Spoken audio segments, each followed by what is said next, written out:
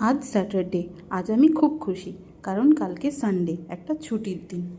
কিন্তু আজ তো অফিস যেতে হবে। চলো বেরিয়ে পড়ি অফিসের জন্য। ঠাকুর প্রণাম করে চলে গেলাম রান্নাঘরে। আজ আমি বানাবো বিট ভাজা। পেঁয়াজ ভাজা ভাজা করে নিয়েছি, কাজু কিশমিশও ভেজে নিয়েছি।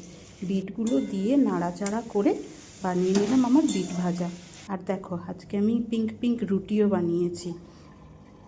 কি দারুণ দেখতে লাগছে, তাই না? চলো, আমার বিট ভাজা তো রেডি হয়ে গেছে, আর পিঙ্ক পিঙ্ক রুটিও রেডি হয়ে গেছে। ব্যাস, টিফিন আমার রেডি। রুটি আর বিট ভাজা, সাথে নিয়ে নিয়েছি একটা মিষ্টি।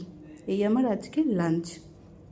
আজ একটু দেরি ছিল, তাই জামা কাপড় পরে রেডি হয়ে একটু স্টাইল করে নিলাম, এপাশ ওপাশ দেখে নিলাম কেমন লাগছে আমাকে, এই আর কি।